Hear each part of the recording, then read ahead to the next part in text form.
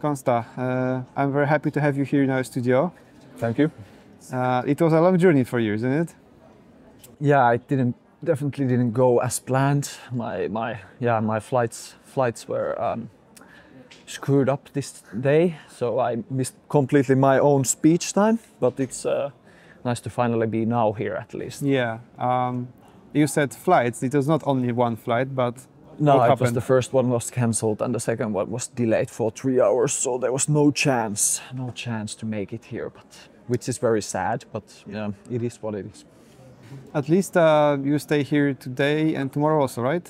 Yeah, I will be on the Nikon booth for the today and tomorrow. So if anyone wants to come there and have a chat, I'll be there. That's happy a great to idea. talk. Great idea. So if you would like to talk with Konsta, then you can just talk to him at the Nikon booth, second floor, and that's a great idea. Yeah. So where were you coming from? From Finland? Yeah. So I live in Helsinki. So I flew from there.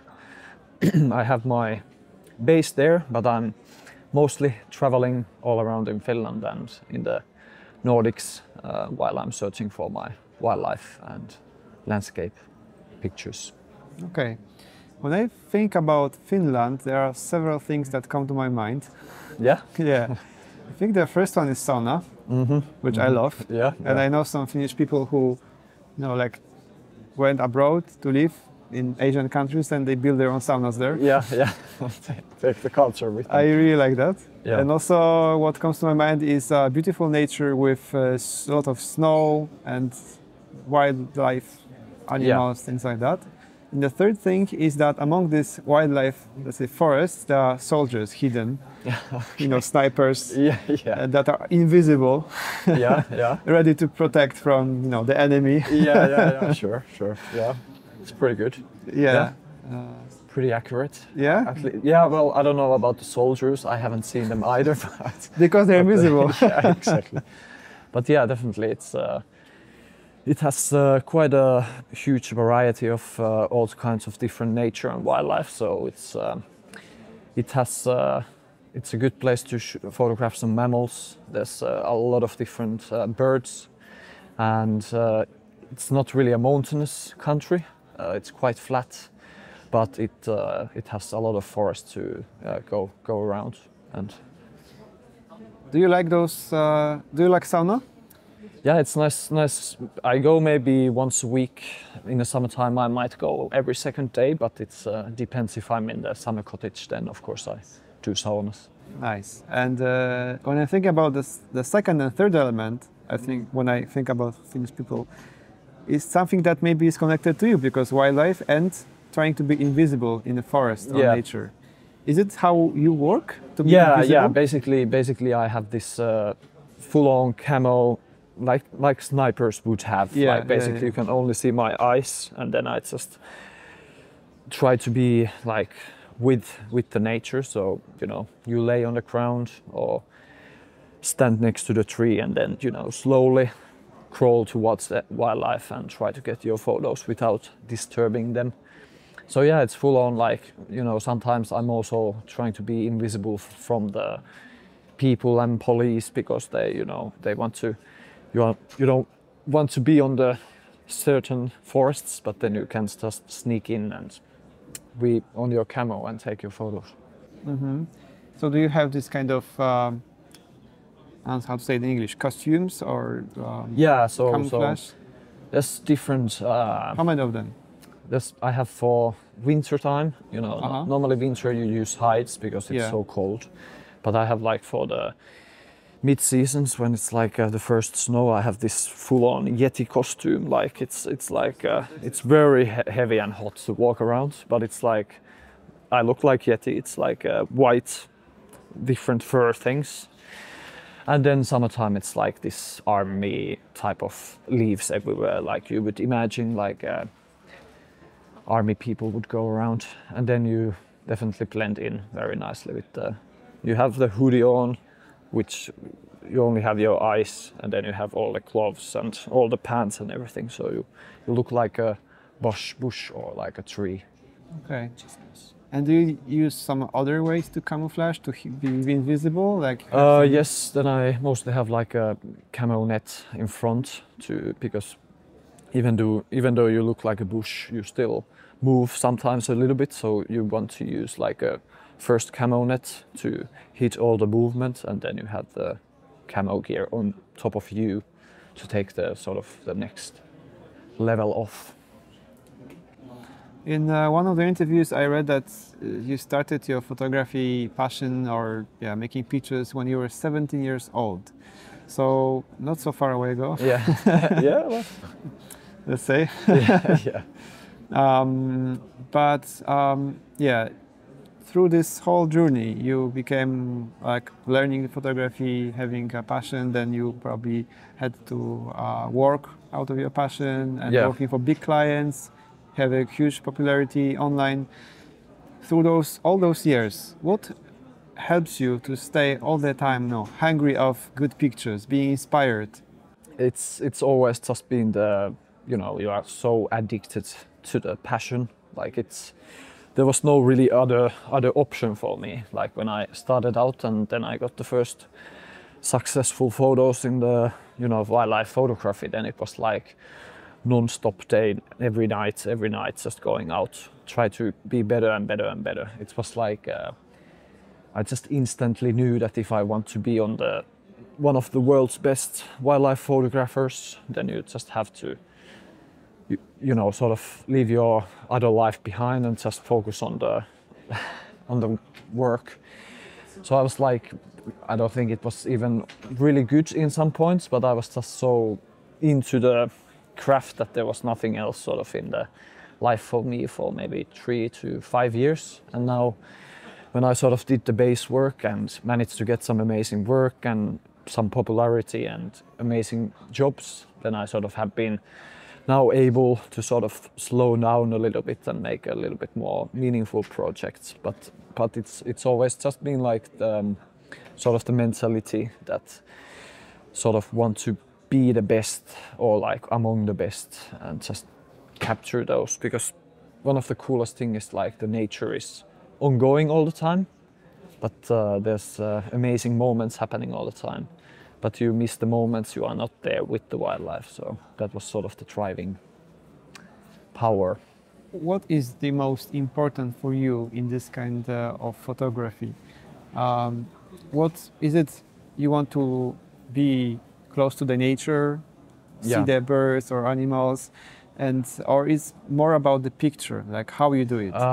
For me, it's of course always it's about the experience. I'm just such a person that I'm happy to be by myself in the forest for a few days and just listen to the nature and see what I can see. And of course, it's always the animals first. You never chase them or bait them or harass them. So you have to just be camouflaged and wait for the photo.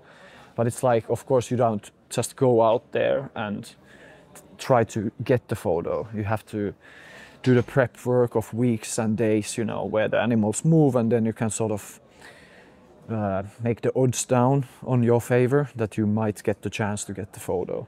But it's like different. I'm sort of a bit different than from the, let's say, the normal documentary observer way. Like I'm from the background of music photography and skateboarding and all that kind. Yeah.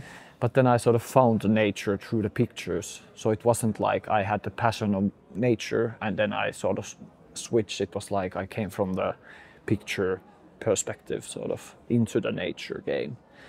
So I have always had the passion and the respect and appreciation for wildlife and nature, but then always had the image was the thing I wanted to sort of capture most.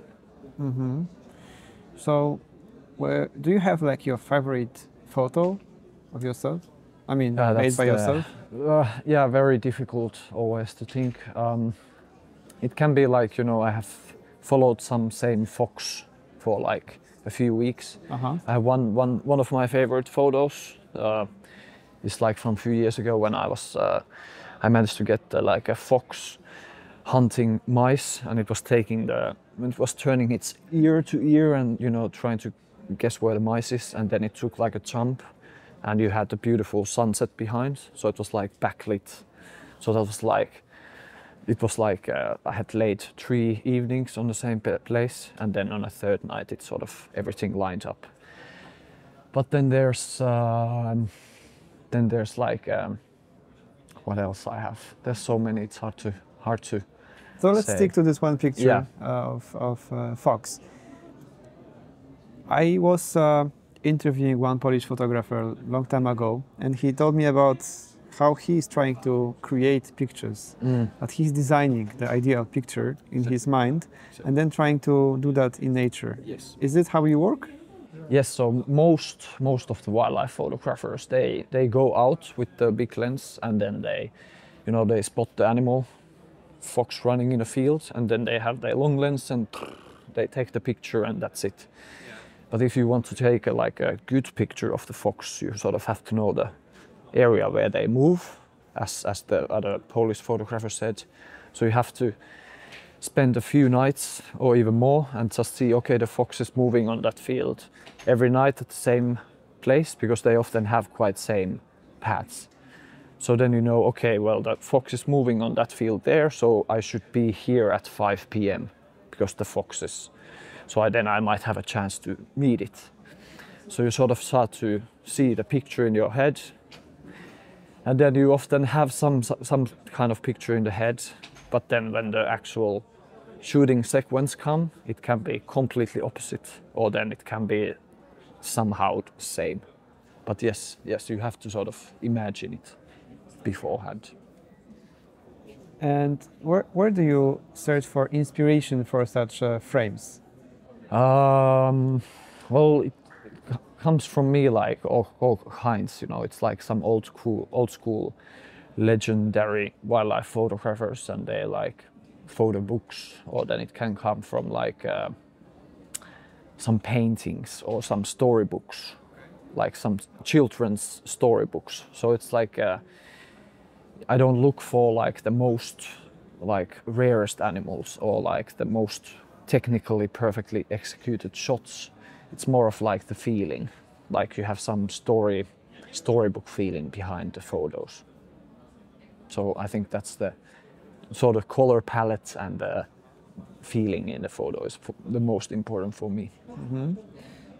So if someone would like to start his photography passion, make pictures of wildlife like you, what would you say? What is the most important to start? And just go out there and just do it every day. It's like the more you do wildlife photography, more you learn. Like it's the failures and the errors that teach you to do it better next time. So it's like it's not in the books, it's not in the school that you learn it. It's like you can do the very basics of cameras from YouTube or wherever, like, but then you don't focus too much on the technical side. Focus more on the nature and the wildlife itself and how to create beautiful storytelling pictures. And then you just have to go out there, maybe take a week or month, and you just commit to go out every evening and every morning. It's always the beginning is the hardest to, like, where should I go? It's like just go to the next door forest and start there and see what you can find, and then you can sort of build up from there. Is it how you started? Yes, I was like there was this famous like a park island in Helsinki where it's like tame-ish squirrels and birds. So I went there and photographed the squirrels every day, and then they had some funny poses, and then I posted those on Instagram. Like a very not so media sexy animal, but it's like still like a nice animal to start with, and then you can always find something new and creative with every animal, and then you can again start to find harder animals to find, and build up from there. Okay, how about if someone will look through the Instagram and try to imitate the pictures of others? Is it a good way to start, do you think? Yes, I think it's it's everyone. If you are just looking through Instagram, everyone, even if they don't want to, they are for sure taking some inspiration and seeing some photos, and they are like, oh, I want to do the same. But the thing is, like, you sort of have to find your niche at some point, because there's hundreds of thousands of wildlife photographers and nature photographers out there, and Instagram works like that you know, everyone wants to get millions of followers and likes and whatever fame, but it doesn't bring you very long if that's your only goal, because if you just go to the famous same landscape shooting spots and take the same exact photo that someone else take, then it doesn't, you don't break out from the mass. So you can take inspiration from like others, but then you sort of should start to find your own style of storytelling, editing. You know, it can be the same animal for 1 year. There's like plenty of different cases. And I think like most of the younger generation, they, you know, might think that, but then you have to go Africa and like it's so expensive where you have to go. But I encourage you, like, just shoot the local wildlife, because that's actually sometimes more exotic than the Africa zoo animals that everyone shoots there, to be honest. Yeah, that's true. And yeah, for if you live in Finland, I guess it's not so complicated to go out in the woods, because you have a lot of woods. Yes. Forests, yeah. But then it's very difficult because you have so much forest. It's like, where's the hotspots of animals? Okay. There's so much forest. So it's actually sometimes, the good tip is like, if you want to photograph wildlife, is you don't need to go to the most remote like forests. It's actually easier to start like close by cities, because the animals then might have some sort of level of knowing what humans are, so you might have a chance to photograph them easier than being out there in the woods for weeks and try to find them. Mm-hmm. You said that you really like to make pictures in Finland or in the north. Yeah. Why so? Well, I used to also travel quite a bit, like everywhere, but then I sort of found the love back to like my home, because, you know, I sort of just saw the saturated market of Africa, and, you know, everyone goes there and elsewhere. So I just sort of was thinking like, okay, well, there's not too many like internationally published wildlife photographers who only focus like the Nordics. So then I just started to go back to my sort of roots, and then found the passion again for like photographing foxes or wolves or stuff like that, because then normally that's too basic for many people, but then if you do it very well, then it can really be very exotic for people. You know, we have raccoon dogs that I photographed like last week, some really small baby ones, and then half of my Instagram followers had never even heard of raccoon dogs, like the small animal. And then you have lion, that of course it's amazing looking animal, but then you have seen millions and millions of photos of them. So that was maybe the reason I wanted to do something maybe else and do my own niche on that. How do you search for such a unique spots to make pictures of wildlife in your home country? It's just the amount of hours, you know. It's just I've spent so many days in the summers and the winters just driving around, and mostly the driving is the best to start the scouting. You know, the car is actually really good hide for beginning. You might have you know, the easy step can be like you open up your windows, you go on some forest roads, drive from 9 p.m. to 4 a.m. slowly all the forest roads and listen and try to spot any movement on the forest, and then just shoot the first photos from the window. And then you see the animals in some forest. You take your phone, you go to Google Maps, you point out the place. Fox, I saw fox here. And then you sort of start to map out what animals might be in which forest. And then once you have gone through hundreds of kilometers close to you, you sort of start to find a hotspot that could be nice. And then you can go into the forest, walk and try to find the spots. And again, the closer it is to your place where you live, the easier it is, the more time you can spend on it, yeah? Yes, exactly. So then you have you can have a week. You know, the spring, summertime is the busiest when you have all the baby animals coming out. So you might go on the badger nest on Monday and Tuesday evening, then you go, the next day you go on the eagle owl nest. So you start to have like many places that you can just choose the weather. Okay, today the sunset could be nice and that could be nice with the eagle owl. So more you have knowledge, better chance you have to get like the best shots. That's very interesting. I didn't hear such advice to drive in the forest. Yeah. What comes to my mind is that if you drive, it might be animals may run away if they hear. Yes, but if you go super slow, and even better if you have like an electrical car. That's what I thought. Nowadays. Do you have electric car? Yes. So it's like really quiet, and then you just basically they are just staring at the car, and then you are, you know, doing your photos, and then you might sometimes see, okay, the fox went to the forest or nest, and then you can put your camo, park the car, go lay on the ditch yourself, and then wait it come back. So it's like because otherwise it's the romanticized like picture of wildlife photographers, like they go out in the woods and just listen to the birds, but you sort of have to start somewhere, you know, to find the place to go for, because otherwise it can be overwhelming the amount of places you could start with.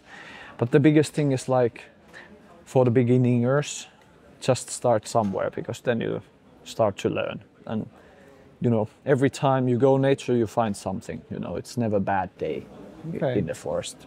Of course, even if you don't make a good picture, you Yeah, spend time in you the still have forest. fun and nice, and Yeah. you observe some animals and hear something. Okay, so I'm trying to imagine like your day of Konsta day of Yeah. shooting. So you spend a lot of time searching for the places. Now you know, okay, this spot, at that time probably there will be some foxes or other animals. So you go there at certain time, and what? Yes, so then there's like you find sometimes spots that are not really photogenic. So then you know that you won't go there. So then you might have a specific place for specific light or time of the year. So last week I was looking for badgers, but then often the raccoon dogs, they come to the same den areas. So it was very photogenic. So then I knew that, okay, there might be babies now. So I went there on the evening, went around 6 p.m., put out walk to the den site with my camo suit, and then already when I walked there was 2 babies outside just playing, and I was like, oh fuck, I need to put my camo net, and then I slowly put my camo net on my camera ready, and then I photographed the baby raccoon dogs until like maybe 3-4 hours. Then they went hunting, and it became too dark. I packed up my gear and went back to the car and drove home, and then came back again next morning at 2 a.m. and then shoot until 7. So it's like the summer nights are the best stuff to shoot. And of course in Finland it's nice because we have the sort of a midnight sun, so you can shoot longer in the nighttime period as well. Okay, I see. So it looks like it demands a lot of time and attention if you want to make really good pictures of wildlife. Yes. So there's really no shortcuts. Like if you want to do something different, at least. It's of course for me as well. Sometimes I go for months without like any, good photo, and then you just need to understand it that that's part of the game. That's how it works. Good photo. How do you describe that a good photo of wildlife? It has to have the feeling. It's either it's a moment of portrait or very emotional portrait of the animal, or then it must showcase the behavior of the animal, or then you might have a nice landscape or cityscape where you have the animal is part of the landscape, telling the whole sort of story of the picture. So it's not, rarely never the shots happen like suddenly from the car window. It's often like every time it's like you have to do the work, sort of. Mm-hmm. I'm thinking about How much time do you need to make a picture that you really imagine that you would like to do? Like you plan a frame, you plan a picture, let's say this fox or something else, and you try to make that picture. And I, like heard about many photographers that, for example, tried to photograph, I don't know, kind of a bird that was going into the water. Yeah. The one spot for like 15 years or something. Yeah. And now, because of the technology, it is possible to make it easily because high frame rates and so on. But did you have such a situation that you spend like 10 years to make one picture? Yeah. Well, there's two different cases. Like either the animal is way smarter than me, and I just don't find it, which is like the lynx. Okay. I've been trying years and years to, search and track the lynx. Or be laying on the field where they normally hunt. Then I'd be laying on the field for like 5 days. I have my, trail cameras there. And then I go like, oh fuck, it's not coming. And I go back home and the next day it's there, the lynx. So the lynx is always for me like this, how you say, like totem animal. Like I wish I can see it one day, but until now it has been like smarter than me. Then sometimes for like, if you get a sort of a photo in your mind for like fox or something, sometimes you get lucky like the one with jumping fox when it was hunting the mice. But then sometimes you spend like a week or week and a half try to get the good shot, and then you just realize like, no, it's not gonna happen. So it's like, yeah, it's never really any shortcuts. If you are willing to sacrifice your nights and at least summertime, early summertime, then there's definitely results coming as well if you just are patient enough to go out there every day. You brought with you the camera, Yes. Nikon. Yes. And I also know that you are very loyal to the brand because you shoot with Nikon for your whole life. Yes, I have been shooting with some other brand between, but I started with Nikon and now I've been back with Nikon for the past 5 years. Yeah.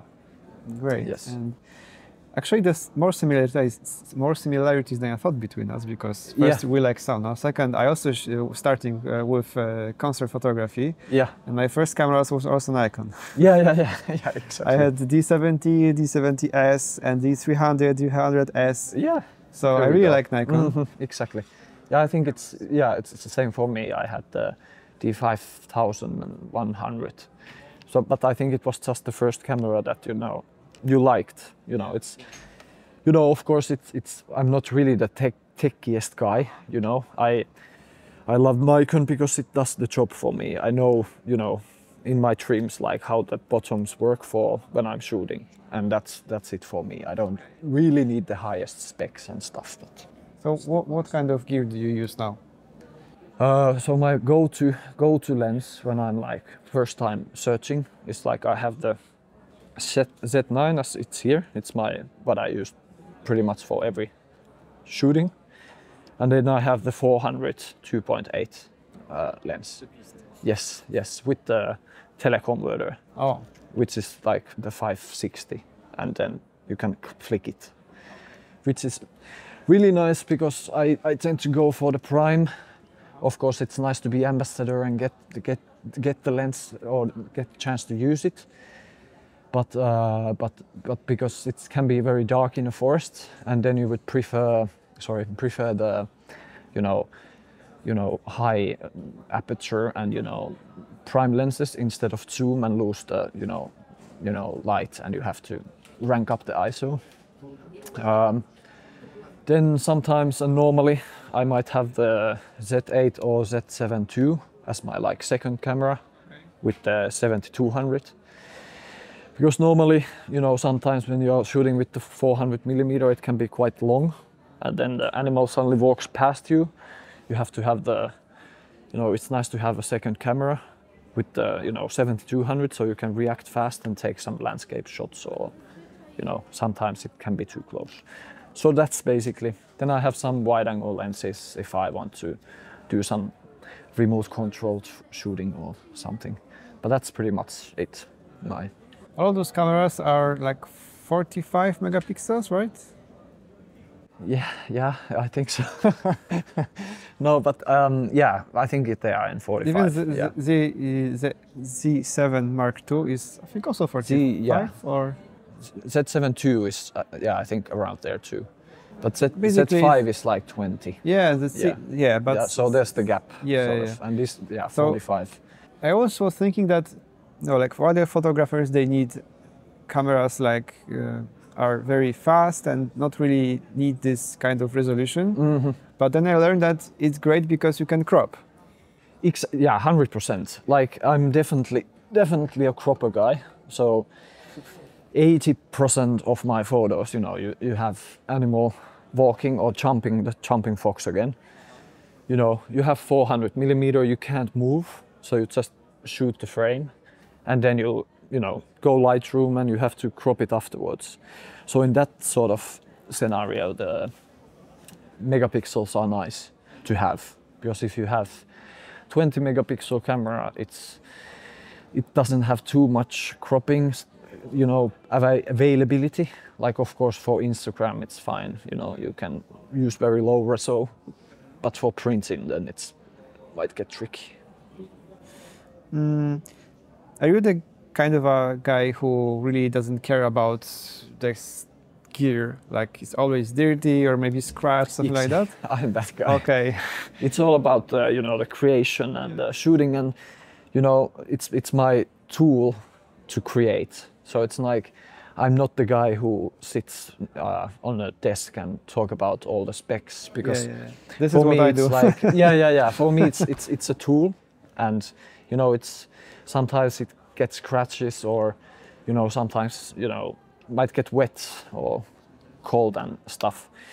But then as long as I know it throughoutly, and I never miss a moment, then that's enough for me, because that's all that matters, capture the moment. So, little disclaimer that this camera is not your camera exactly. No, this is from the Nikon booth. Because it's in a good shape, good condition. Yeah, mine is not as good. Yeah. But this is actually a very good sign. How long do you have this Z9? I have had the Z9 when it came out, 22, I think, 21. So 2 years. 2 years. Two and a half. And it's still working very well, I guess. Oh yes. It's very robust. It can handle. I've dropped it from like this high with my massive lens. I got like, but it's like it can. I wouldn't drop it, but like it's really like, it can go with you in the forest, and you don't muddy places, and you don't need to be that worried. Why is it 9 not Z8? Because it's a smaller camera, has the same resolution and things like that. So why? For me, I need the extra battery. Oh. I'm also shooting quite a bit of vertical for portraits and stuff. Okay. So then I really love the grip. But sometimes when you spend 2 days in the field, to have the extra battery or the battery grip, so the battery life is crazy good. So you can shoot 2 days, stills without any problem, and the battery stays like doable. Video, if you do video, then you might need 2 batteries, but like Z8 is fine if I, do some shorting or like short-term shooting. But if I'm just, shooting long time, then I love and it's more sturdy. If you have a long lens, it's nice to have a bigger camera. Mm-hmm. And okay, so maybe let's leave the gear. Yeah. It's important. But it's of course. We have also the things that are important. And I was wondering, how did it happen that you started working for big clients, like commercial clients? Well, for me, the deal breaker was how my specific like photos got like suddenly like crazy viral on the internet world. Because of Instagram? Instagram, and not just Instagram. It was I got suddenly like a lot of media attention. So which year was that? Sorry? What time was that? Like how many years ago? 2016, 2017. I had you know, amazing photos of foxes and, you know, these forest creatures. And then, you know, media started to pick it up, and suddenly I got this viral boost of like just people coming all around, and then I was suddenly like so it really, I never like really tried to get any photos. I still haven't like phoned anyone like, can you give me a job? It's just, you know, I was so passionate and so into the craft. So then you know, if for me it was like I had the own niche and the own thing. So then it was, people loved it, and then Instagram, there was suddenly millions of people, and then yeah, got the popularity, and people loved the work, and so suddenly there was a big clients also who wanted to work with me.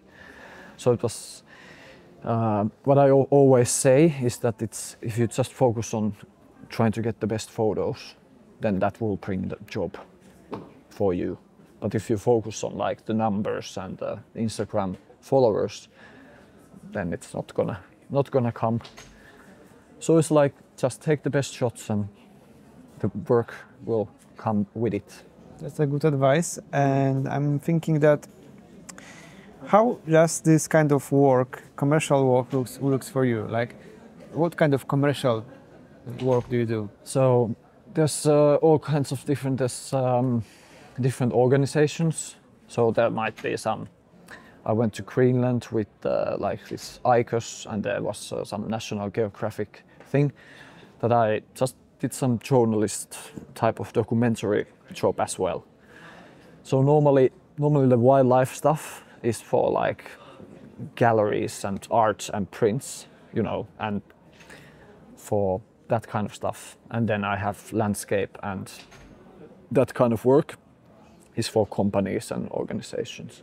So it's like I normally never do like any wildlife related work for any companies. That's what I... So the wildlife is more just for myself, for my art. Okay. So you also promote your pictures in galleries, you sell them? Yes, and the biggest like amazing thing nowadays is like when you have Instagram, that's your own like gallery or media. So you can post your work there, and then you suddenly have a million potential print buyers. So then you can have just the internet gallery as well, sort of. And this is how it works for you? People like yes, buy your prints? Yes, people can buy my sort of posters, which are like not signed, but they are like for like average price range. And then on the side, of course, I have also like these more collectible gallery work that then I sort of sell behind. How important part, if I can ask you, like, yes. How important part of your budget, let's say, yeah, is that you earn money from selling prints? Sorry, like to selling prints. How important part of your budget is that? Small one or it's pretty big. Yeah, it's like it's really it helps me to, you know, just focus on the wildlife. Constant income. Exactly. So then I don't need to photograph any like commercial stuff. So then I can just fully. I don't even need to do any workshops or anything like that. I can just fully go out to the forest, and then you can. Sometimes you get like bling, and there's like someone from Germany just ordered 3 prints, and you are like, nice, thank you so much. And then I can spend 3 more days in the forest. You know, that's the, you know, the ideal world where you just, you know, have the gallery prints and the internet posters, and then you just fund your wildlife sort of work through that, and then everything else is like extra on the side. And this, how this process looks like? Somebody orders, the one from Germany orders those prints, and it's automated, or? Yes. So if someone wants to buy, they go through my Instagram to my website, and then they just go to my print shop. They search their favorite photo or the prints. They can order it as like ready framed. It goes straight to my print house where I have my like colleagues working there. They take the print order, they make it, they pack it and send it, and sort of I can be in the forest all the time. That's but really nice. If there's like but if there's like these signed special ones, then I of course go there myself and handle them myself. But yes, that's like so it's like of course it wasn't like this in the beginning. It was like I did all kinds of Instagram work as well, like, you know, influencer type of stuff and, you know, all kinds of campaigns and stuff. But then sort of after 8 years of doing wildlife photography, and then it sort of put me on the position to just focus again on just the wildlife. Okay. Do you think Instagram is something that still can work for photographers to promote their work? Yeah, I see, of course. Yeah, I think it's definitely important to be there, but it's also important to be elsewhere as well, not just on Instagram. You know, it's very important to. It's nice still to do competitions. It's nice to do books. It's nice to do art gallery like exhibitions. So it's important to have like the old school and the new school. Instagram is like just don't get too overwhelmed by the reels and TikToks, and, you know, don't lose the sort of. I think there's sometimes quite a few young photographers who I see they have the passion to, you know, take the good photos, but then it's too often or too quickly change more about themselves how to shoot it instead of the actual work. But I would use Instagram still, like, you know, even though you think that it just goes and no one sees the work, it's still people see it, and it's just extra attention to your work. So I would still, even though your likes are down and, you know, you're thinking no one sees it, just keep on posting. It's always up and down. It's always up and down. So someday you might have again like a crazy amount of people coming to you. So it's better to put them out there than just have it on your, you know, pockets. Mm-hmm. Okay, Konsta. So one more thing. From the program, okay, I don't have internet, but people missed your speech here, your presentation. Can you remind us the main subject of that speech was? Yes, so I can also, if someone wants to come to the Nikon booth, I can, you know, just flick it through there on the screen as well. But basically, I go through, in the beginning, I go through like how my philosophy for wildlife photography is. Then I go basically through how I started my career, and then I go to my techniques, how I use the hides, how I use the camo, how I use my special camera setups, and then it's all about how to do wildlife in landscape, how to do wildlife in cityscapes. So I'm really sad I couldn't make the speech, but it's it's all kinds of mix of the technical side on, like, not on the camera but more on the how you can sort of get close or get the photos of the wildlife without disturbing them or without baiting them. So then that's like the one part, and then you have the sort of the feeling part of how to capture the, you know, the expressions and the feeling in the photo. And so I know it's maybe, for sure it won't be the same, but maybe you can just make the essence or like the one or two advice tips that, to sum up and, you know, like. Well, the most important, you know, sentence from your part. I think you just be patient and give time for the same animal. If you have the chance, if you spot the animal first time, don't just observe it and try to get a quick photo. Try to find the environment where they live, and through that you might get something different. So be patient, use the time, respect the nature, and then that way. And then when you are in the moment with the animal, it's very crucial to always be on the same eye level with the animal. If you are shooting from high down, the picture shows you as the sort of the dominant in the photo. You don't want that.